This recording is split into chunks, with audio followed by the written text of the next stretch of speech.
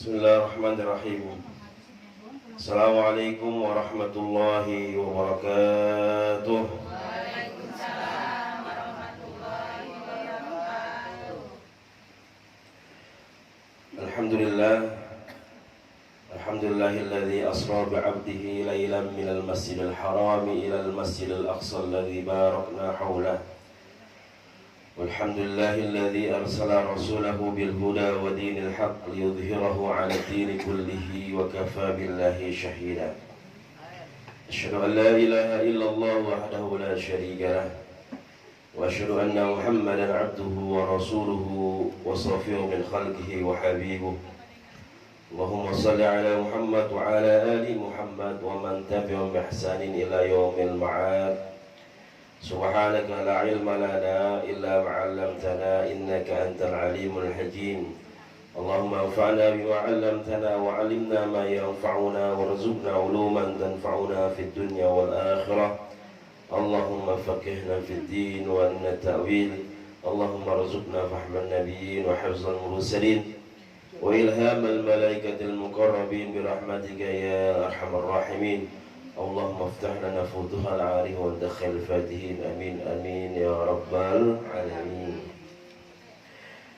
Hadatsal mukarram wal muhtaram yang sama-sama kami hormati, yaitu Bapak Dr. Haji Ramayuli selaku pendiri Yayasan Haji Ramayuli, dan ibu-ibu semua, Bu Haji juga, alhamdulillah pimpinan Majelis Ta'lim Az-Zakir, dan para jamaah Majelis Ta'lim Az-Zakir yang senantiasa dicintai dan rahmati oleh Allah Jalla wa'ala. Mudah-mudahan senantiasa diberikan sehat walafiat, panjang umur dalam taat ibadah, istiqamah di jalan Allah Subhanahu wa ta'ala, istiqamah dalam menghidupkan sunnah-sunnah Rasulullah Sallallahu Alaihi Wasallam. Kita bacakan Al-Fatihah tadi buat anaknya Ibu Nunung. Siapa anak Ibu? Ya, Ananda Kika. Mudah-mudahan sehat walafiat, diberikan kesehatan yang sempurna, diangkat penyakitnya oleh Allah Subhanahu wa ta'ala. Dan para jamaah semua yang sedang sakit, keluarganya, anaknya, suaminya, saudaranya, mudah-mudahan juga diberikan sehat walafiat oleh Allah Subhanahu wa ta'ala. Allah angkat penyakitnya, Allah berikan kesempurnaan dalam sehatnya. Dan yang telah mendahului kita semua, mudah-mudahan juga Allah ampuni dosa-dosanya. Allah jadikan penghuni surganya Allah Subhanahu wa ta'ala, dihapuskan, dimaafkan segala salah khilafnya oleh Allah Subhanahu wa ta'ala. Al-Fatihah bitamami sunu kulli ma'mul. Sya'lahumul Fatihah. A'udzubillahi minasyaitonir rajim. Bismillahirrahmanirrahim. Alhamdulillahi rabbil alamin arrahmanir rahim maliki yaumiddin. Iyyaka na'budu wa iyyaka nasta'in ihdinas siratal mustaqim. Siratal ladzina an'amta 'alaihim ghairil maghdubi 'alaihim waladdallin. Amin. Alhamdulillah, kita teruskan kajian kita dalam kitab Nashaul Ibad karya Syekh Nawawi Al-Bantani rahimahullah ta'ala, wa nafa'ana Allahu bi'ulumi fid dharain amin. Alhamdulillah, di awal bulan Sya'ban, sudah masuk bulan Sya'ban yang diberkahi oleh Allah Subhanahu wa ta'ala. Mudah-mudahan kita semua panjang umur, Allah pertemukan dengan bulan Ramadan yang penuh dengan keberkahan dari Allah Subhanahu wa ta'ala. Nanti kita ramaikan Ramadan, insyaallah kita banyak dapat ilmu dari guru-guru kita. Setiap malam, setiap taraweh ada yang ta'lim, ada yang ceramah. Ya, kita bisa ngambil manfaat. Artinya Ramadan kita bukan sekedar puasa, tapi kita berbekal dengan ilmu yang kita nggak bisa dapat mungkin di musola, nggak ada, cuma taraweh doang. Di masjid paling seminggu sekali atau seminggu 2 kali. Ya, tiap malam minggu doang biasanya. Tapi alhamdulillah, walaupun majlis, tapi insya Allah tiap malam nanti ada guru-guru kita yang mencerahkan kita, yang ngajarin kita, supaya Ramadan kita penuh dengan ilmu. Ya, bukan sebatas kita ibadah, tapi kita ibadah juga dengan ilmu. dengan ilmu. Alhamdulillah, kita lanjutkan makalah yang ke-8 ya Bu. Bab yang kedua ya, makalah ke-8 ya, 3 perkara penyelamat dan 3 perkara yang merusak ya. Ini hadis dari Rasulullah SAW yang diriwayatkan oleh Abu Hurairah radhiyallahu taala anhu. Ya, Abu Hurairah sudah sering kita bahas, salah satu sahabat Rasulullah namanya Abdurrahman bin Sakhr Ad-Dawsi. Ya, dipanggil Abu Hurairah karena dia suka kucing. Ya, Hurairah berasal dari kata hirun. Hirun itu adalah kucing. Dia suka melihara kucing. Hadis Rasulullah SAW kita baca bareng. Bismillahirrahmanirrahim. Qala Rasulullah sallallahu alaihi wasallam, salasun munjiyatun wa salasun muhlikatun wa salasun darajatun wa salasun kaffaratun. Ammal munjiyatu fa khasyatullahi ta'ala fis sirri wal alaniyati wal qasdu fil faqri wal ghina wal adlu fil ghadabi wal ridha. Wa ammal muhlikatu fashuhun syadidun wa hawa muttaba'un wa i'jabul mar'i binafsihi. Wa amma ad-darajatu fa ifsha'u as-salami wa it'amu at-ta'ami was-salatu bil-laili wan-nasu niyamun. Wa ammal kafaratu fa isbaghul wudu'i fis sabarati wa naqlul aqdami ilal jama'ati wa intizaru as-salati ba'da as-salati.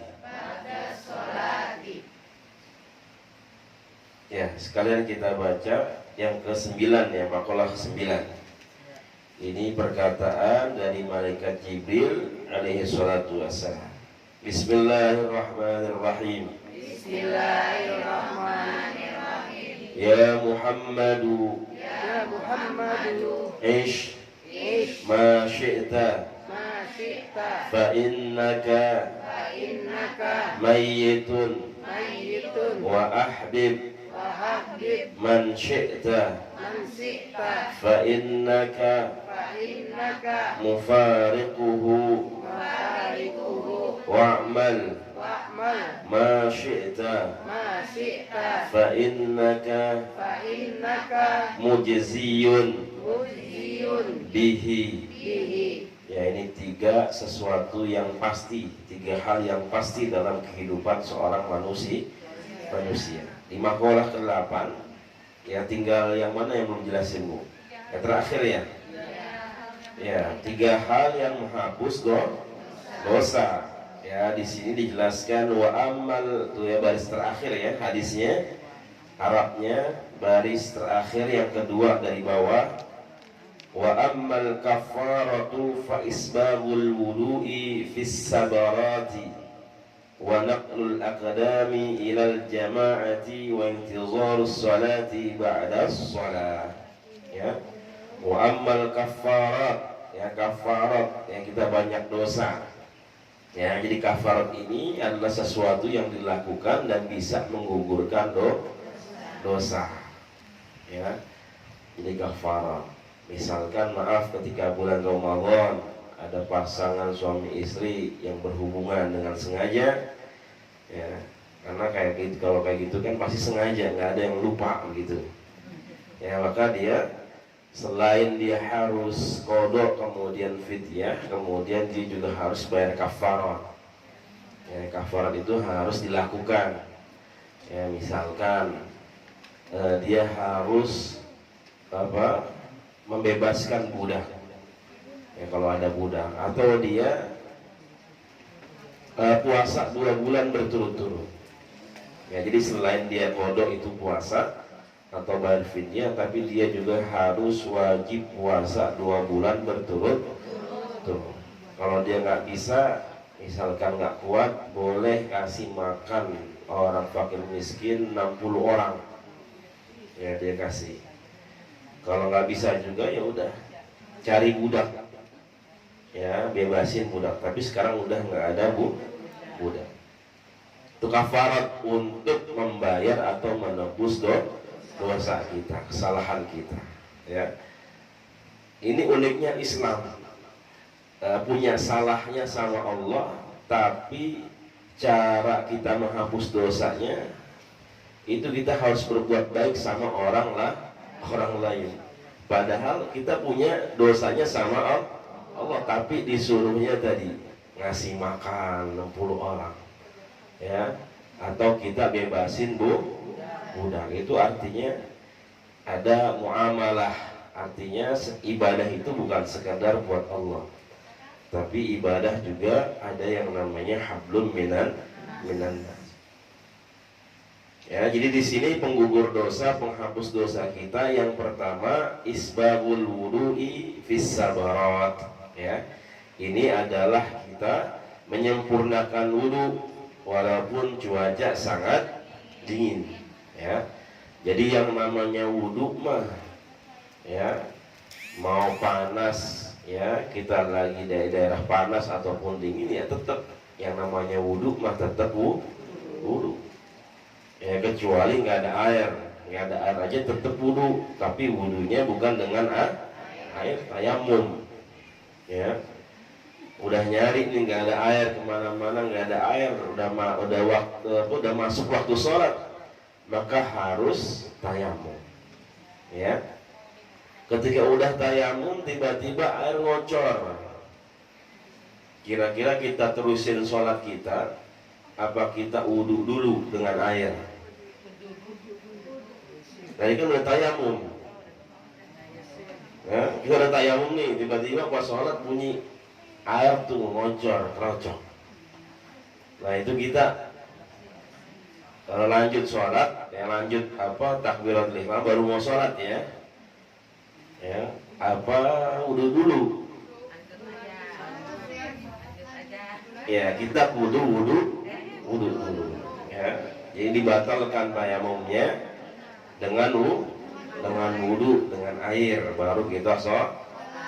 Karena kita ngedapetin air itu kita belum dalam keadaan sholat, kecuali ibu lagi sholat, yang rocok air terusin sholatnya, jangan dibatali. Ya, jadi wudu ini wajib. Ya, mala yatimul wajib illa bi fahuwal wajib. Jadi ketika ada sesuatu, ya, kalau tanpa dia ini suatu ibadah jadi berkurang, maka ini adalah sesuatu yang wajib. Ya, maka harus dikerjakan. Begitu juga wudu ini kalau kita nggak berwudu, kita sholat, sah nggak sholatnya? Nggak sah, ya, sholat kita. Maka harus disempurnakan. Ya, makanya kita belajar wudu yang baik, ya, kita baca, kita tanya guru kita, ya. Jadi wudunya bukan sekedar wudu, tapi bagaimana, ya, wudu ini disempurnakan, ya, tata caranya, kemudian juga wajib sunnahnya, Ya, semua kita harus paham. Ya, kemudian juga yang namanya wudu itu dibasuh. Ya, dibasuh, bukan dikeprek-keprekin doang. Sekarang kita tuh begini-gini doang wudu. Ya, kakinya digigit-gigitin doang nih. Jadi basuh wudu dia begini. Gitu. Ya, kagak dibasuh tuh kaki. Ya, harusnya dibasuh, yang namanya tangan dia basuh begini. Ya, rapi. Ya, itu namanya menyempurnakan wudu. Karena bahasa dalam Al-Qur'an wamsahu itu dibasuh. Ya, bukan dikenain air doang, tapi dibasuh. Pakai air kemudian dibasuh. Ya, kaki juga semua, kepala, muka. Ya. Jadi itu namanya sempurna. Nah, itu salah satu kesempurnaan sholat dengan menyempurnakan wudu. Dan ternyata dalam wudu ketika kita sempurnakan bukan sekedar syarat dalam sholat, tapi bagaimana dosa-dosa kita itu ya hapus, luntur, ya pada pada jatuh, pada rontok. Ya, ini mulut yang suka ngomongin orang, yang suka gibahin orang, fitnah orang, alhamdulillah masih ingat sholat dia wudu.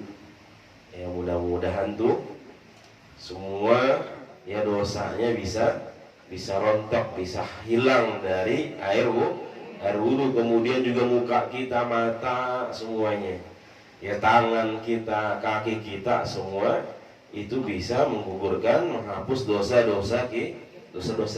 Bahkan bukan itu aja.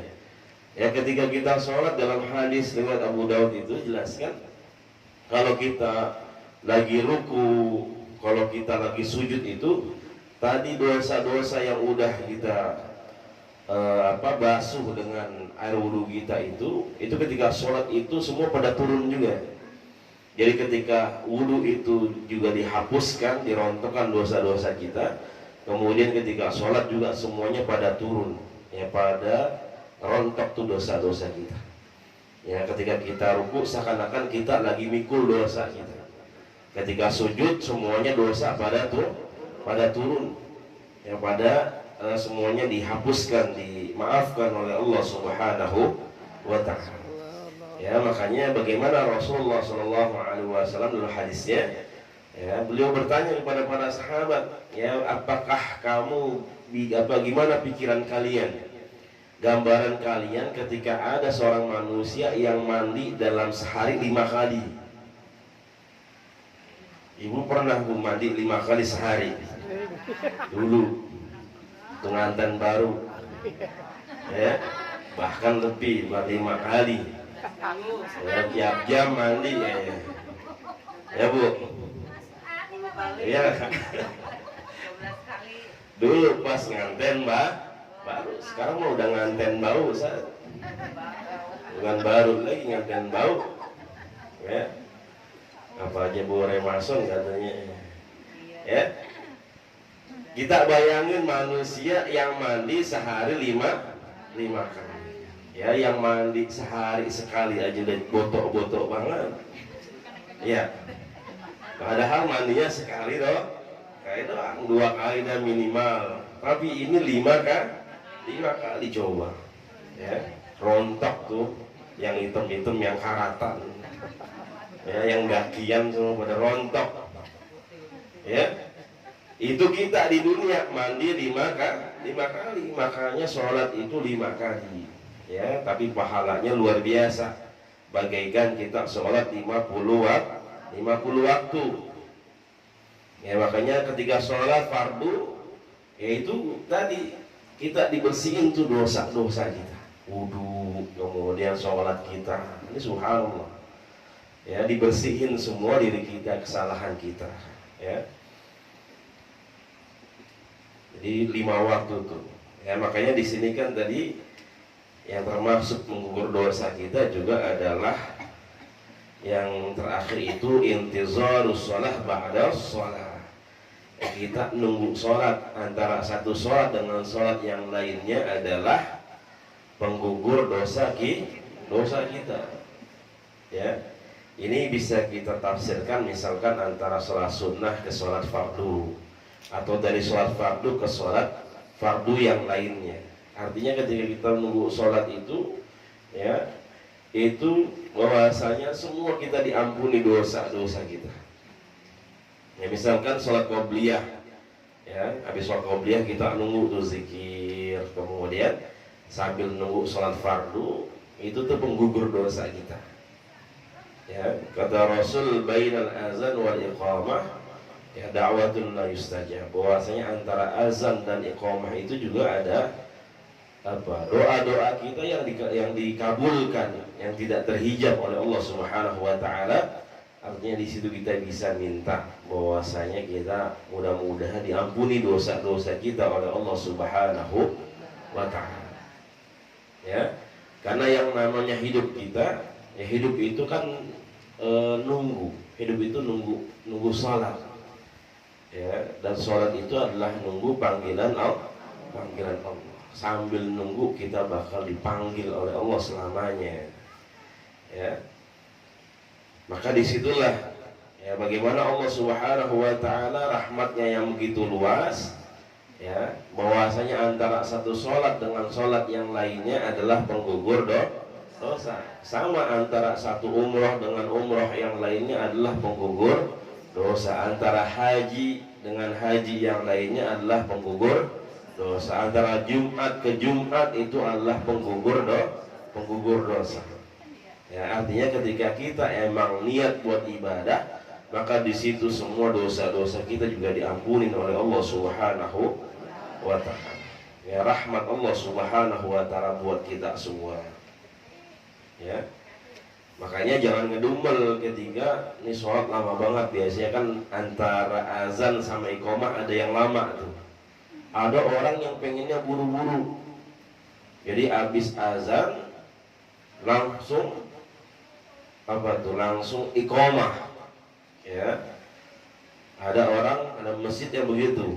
Ya, misalkan subuh, ya, padahal subuh kan juga harusnya lamaan dikit. Ya, karena apa? Karena banyak orang yang bangunnya pas azan, jadi nunggu. Dan di situ adalah waktu yang mustajab. Artinya yang namanya ibadah itu jangan buru-buru. Ya. Kemudian melangkahkan kaki untuk sholat berjamaah. Kalau tadi kan wudhu kita sempurnakan, ya, walaupun cuacanya dingin. Ya, misalkan ketika saya kedinginan, Ustaz, ya nggak bisa wudhu, nggak apa-apa. Artinya ketika ada air yang wajibnya saja, ya, yang sunnahnya jangan. Ya, kalau kedinginan. Kemudian tadi menunggu datangnya waktu sholat. Ya, antara sholat dengan sholat yang lainnya itu penggugur dosa. Kemudian melangkahkan kaki untuk sholat berjamaah. Ya, ini buat yang bapak-bapaknya, laki-lakinya. Ya, ini dan ibu juga kalau misalkan mau ke masjid, misalkan ada taklim, yang penting izin dulu sama suami. Ya, subuh mau sholat, misalkan di masjid ada pengajian kuliah subuh, nggak apa-apa, silahkan. Yang penting harus dapat izin suami, izin dulu. Ya, kemudian ajak suaminya, jangan suaminya kagak diajak, kagak dibangunin. Ya, bilangin suaminya besok ada kajian subuh. Bangunin anaknya, suruh ikut juga. Apalagi kan libur biasanya Sabtu Minggu itu libur, nggak apa-apa, silahkan. Nah, itu langkah kita, ya, menuju sholat, menuju masjid. Itu selain kita dapat pahala juga penggugur dosa kita. Ya, alhamdulillah. Ya, makanya luar biasa. Dulu Rasulullah SAW nggak boleh para sahabatnya memindahkan rumahnya lebih dekat ke Masjidin Nabawi. Jadi dulu Masjid Nabawi itu kosong. Ya, bahkan Masjidil Haram juga kosong. Makanya dulu kan Nabi Ibrahim disuruh ninggalin anak istrinya di padang pasir yang tandus kering, nggak ada apa-apa. Ditinggalin Sayyidah Hajar, kemudian Nabi Ismail itu di lembah yang tandus yang kering, nggak ada apa-apa. dan itu adalah Masjidil Haram yang dulu nggak ada apa-apa. Begitu juga Masjid Nabawi ya kosong semuanya.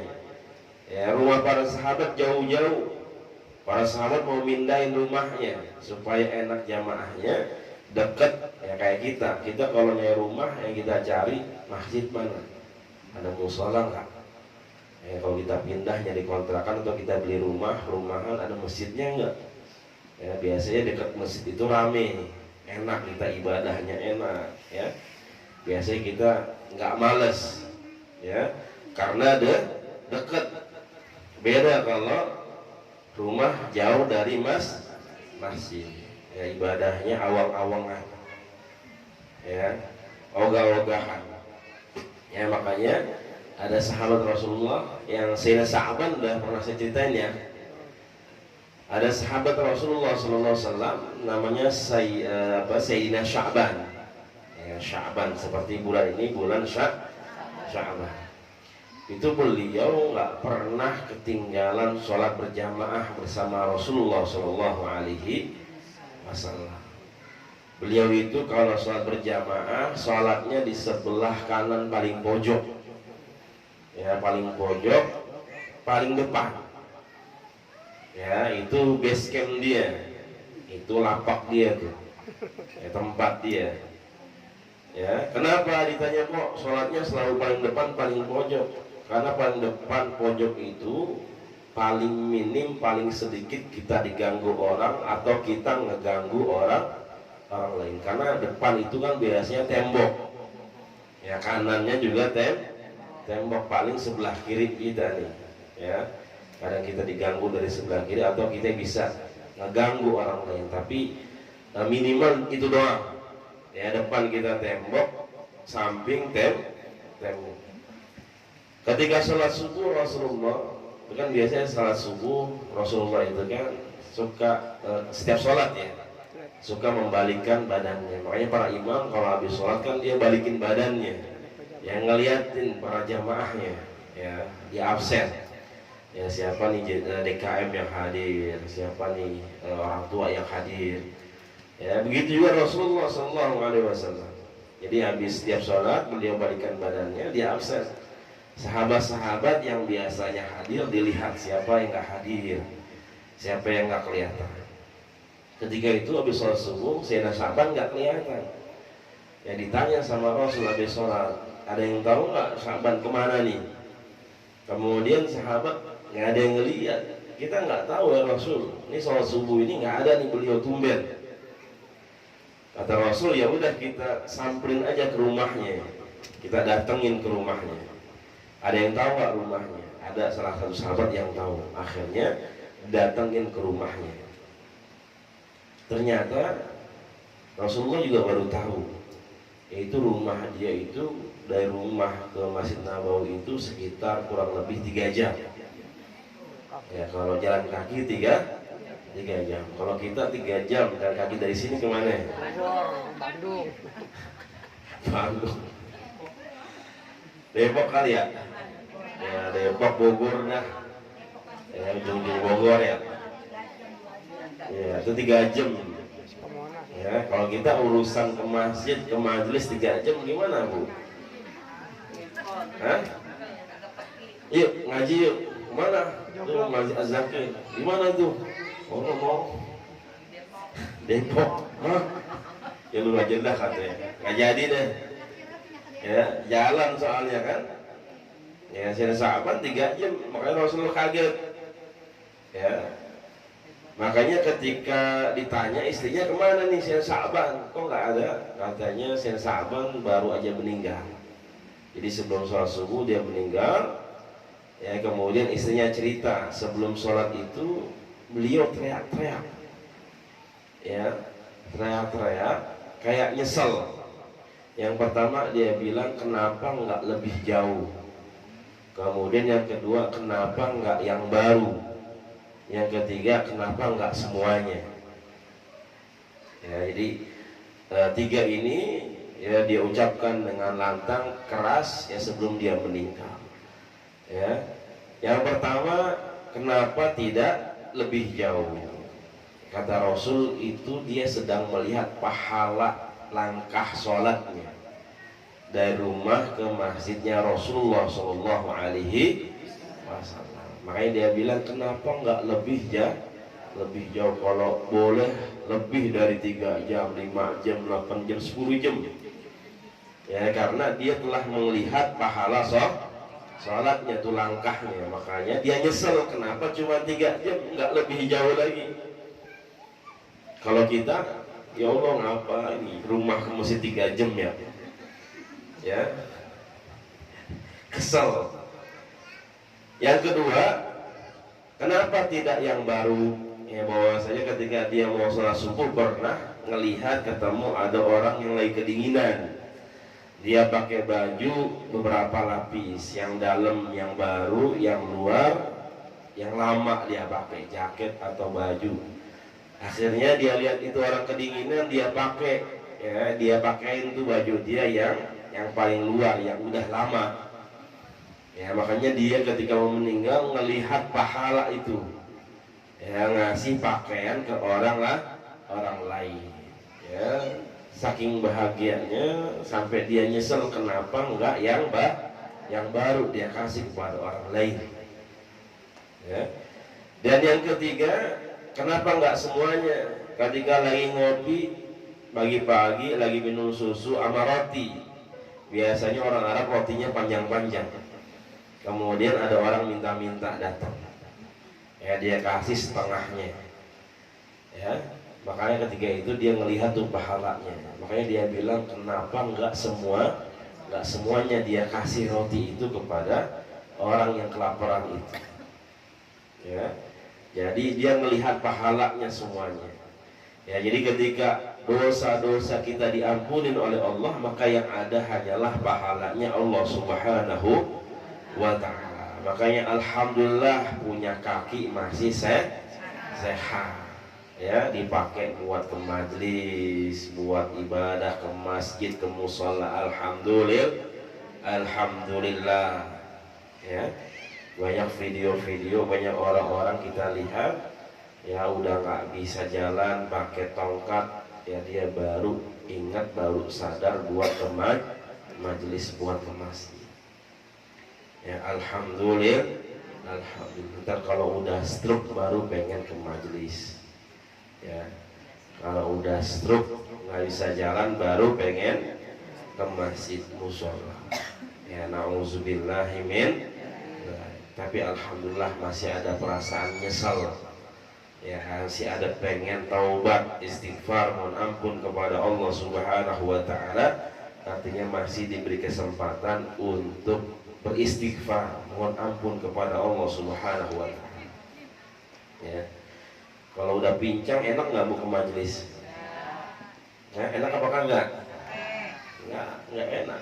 Tapi alhamdulillah ya, kaki kita cakep walaupun jempol jarinya jempol semua gitu kan.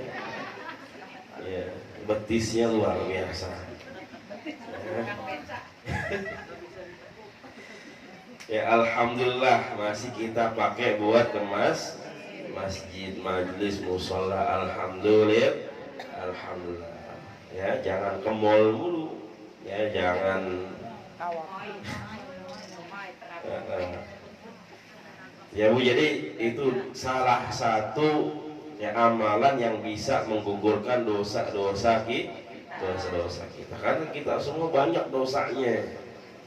Ya, ada nggak di sini yang nggak punya dosa? Ada nggak bu? Ya? Oh, banyak banget. Ya. Kalau Allah perlihatin mungkin dosa kita bejibun. Ya nggak ada orang yang mau deket sama kita. Ya nggak ada orang yang mau berteman sama kita. Ya, tapi alhamdulillah aib kita, dosa kita, kesalahan kita ditutup sama Allah Subhanahu wa ta'ala. Tapi ada manusia yang berusaha membuka aib orang lain padahal udah ditutup sama Allah. Tapi ada orang yang suka ngebuka aib orang lain. Ya, anehnya gitu manusia. Ya.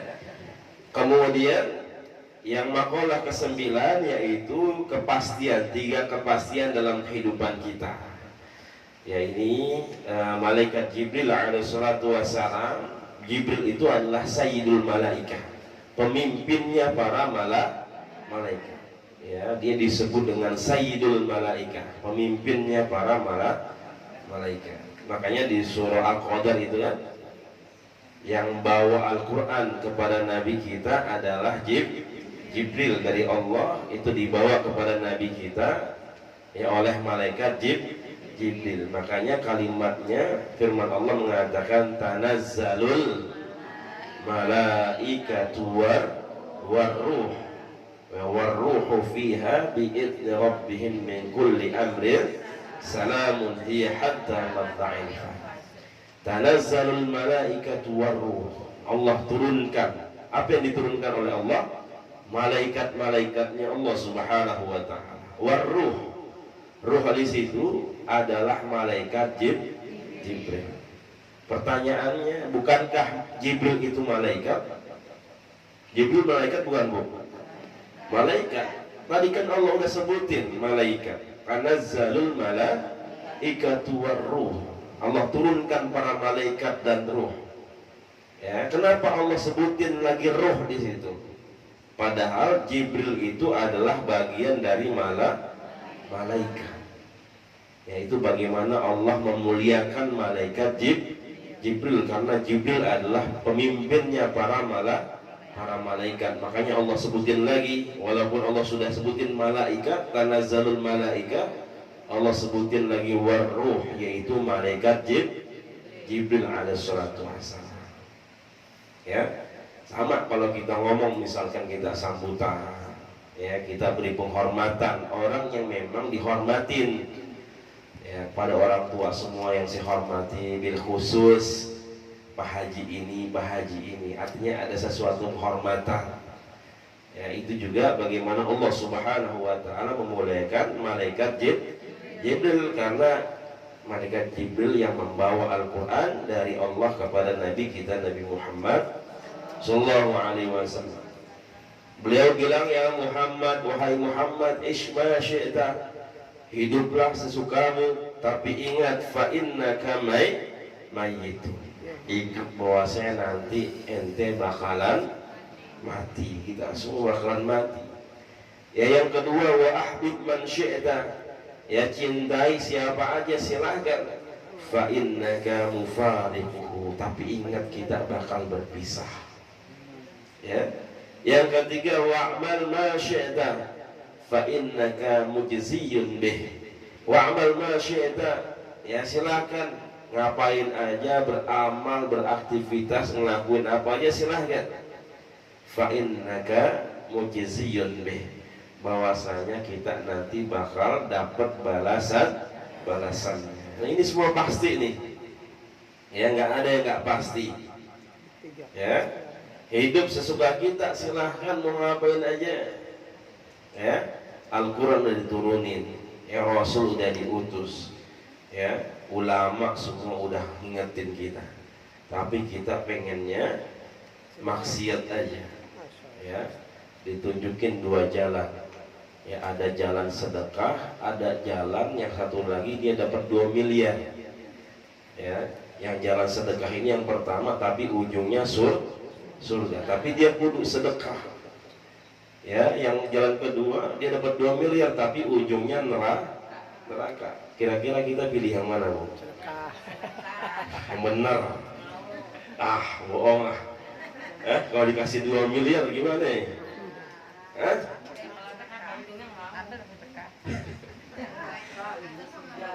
Ya, kita ngelihat sedekah kudu ngeluarin duit nih.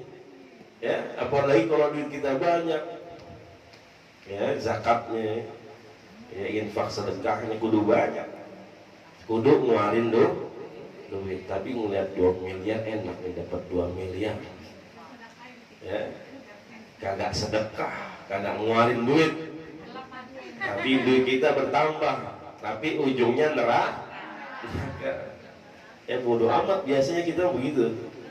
Ya, nggak ngaruh. Yang neraka, yang penting dapat 2 miliar. Itu manusia tuh. Ya, kita tuh. Ya, fa'alhamaha fujuraha wa taqwaha. Allah jadikan ada yang fujur, ada yang maksiat, ada orang yang takwa, ada yang baik. Ya, makanya dikasih dua pilihan, mau jalan kebaikan sedekah, tapi ujungnya adalah surga.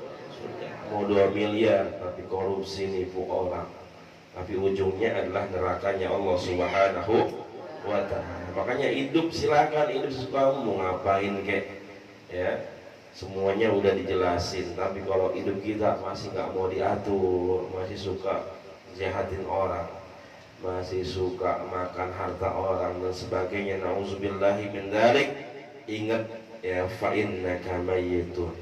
Kita semua nggak bakal lepas, nggak bakal bisa menghindar dari apa? Al-maut, yaitu kematian. Ya. Kemarin abang kelas saya di Darun Najah di Mesir, ya dia kalau di Mesir suka masak, jago masaknya. Jadi suka masakin kita kalau nggak ada acara begini pengajian, dia bikin soto, dia bikin bakso.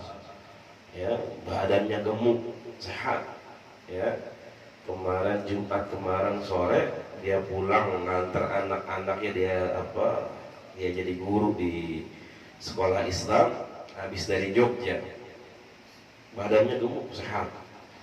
Ya, kemudian pas lagi makan katanya nggak ada apa-apa, ya sehat, bercanda makan enak, ngomong enak. Tapi ketika di bis tiba-tiba dia lagi diri, tiba-tiba jatuh. Tiba-tiba jatuh, langsung dibawa ke rumah sakit, panggil ambulan, bawa rumah sakit. Ketika itu udah nyampe Brebes, jadi dari Jogja mau arah Jakarta. Ya, ternyata ketika di rumah sakit katanya udah nggak ada, udah dipanggil sama Allah Subhanahu wa ta'ala.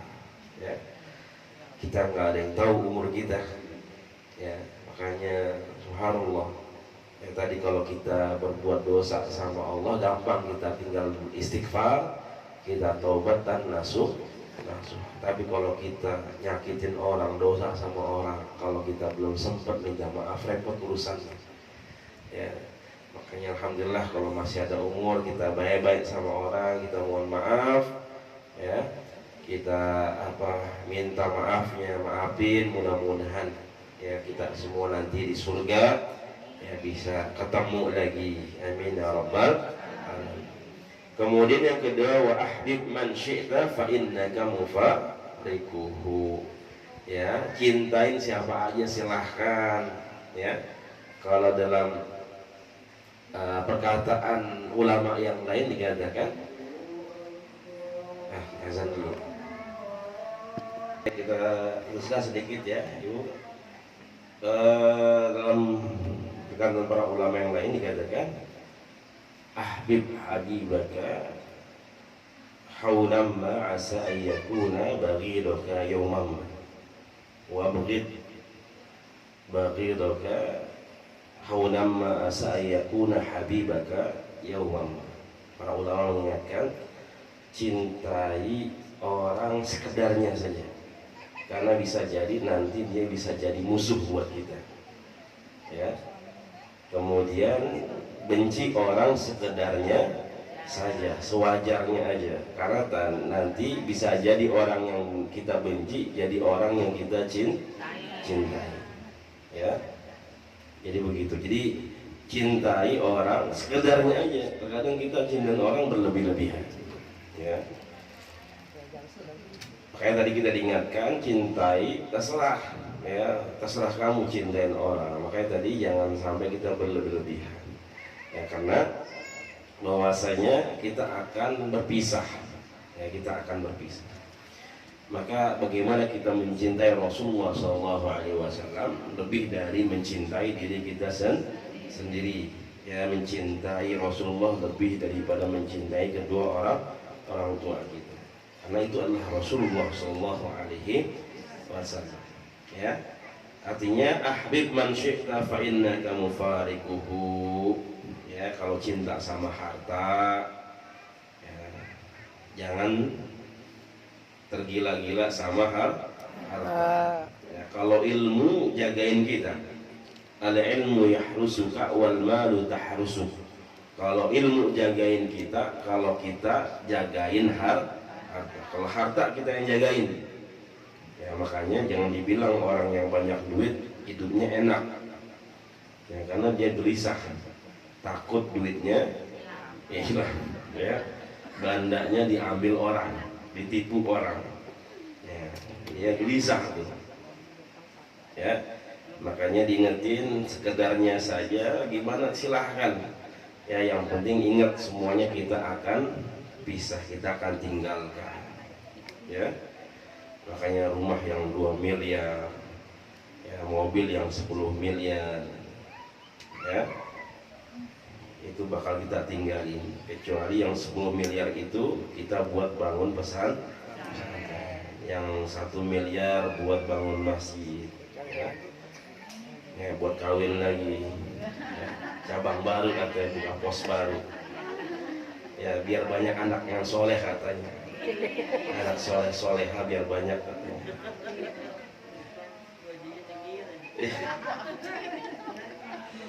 Ya, ntar dicubit-cubitin dong. Yang terakhir, wa'mal ma syi'ta fa innaka mujziyun bih.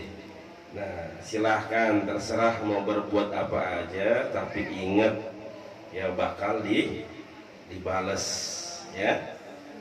Sekecil apapun dosa kita, ya akan diperhitungkan oleh Allah Subhanahu wa ta'ala. Faman ya'mal mithqala dzarratin khairan yarah wa may ya'mal mithqala dzarratin syarran yarah. Siapa aja yang berbuat kebaikan walaupun sekecil biji zarah pun. Di zarah itu ada yang mengatakan atom, molekul-molekul, ya. Kalau di dalam diri kita ini ada apa namanya itu, bahasa biologinya, ada pori-pori, ya, dalam itu ada sel-sel. Nah itu tuh sekecil itu, ya itu dibalas oleh Allah Subhanahu wa ta'ala, baik kebaikan maupun keburukan kita, ya. Makanya silahkan ngerjain apa aja, tapi ingat kita semua bakal dihisab oleh Allah Subhanahu wa ta'ala, ya. Makanya mudah-mudahan ya kita semua diberikan hidayah oleh Allah Subhanahu wa ta'ala, kita bisa baik hablum minallah kita, sholat kita, zikir, puasa kita, tapi mudah-mudahan juga hablum minannas kita juga baik, ya. Kita ingetin orang, kita nasihatin orang, mudah-mudahan kita juga udah baik, ya. Artinya jangan sampai kita nggak mau nasihatin orang karena merasa diri kita belum pantas, jangan. Yang namanya nasihatin mah nggak harus nunggu kita juga kudu baik, ya. Artinya mudah-mudahan dengan kita nasihatin orang, kita juga nanti bakalan baik, ya. Artinya seiring itu kita berproses, mudah-mudahan kita semua senantiasa memperbaiki diri kita di hadapan Allah Subhanahu wa ta'ala. Amin ya rabbal alamin. Mungkin ini saja karena sudah waktu juga. Mungkin ada ditanyakan para jamaah semua atau cukup? Ya baik. Mudah-mudahan pada sehat semua.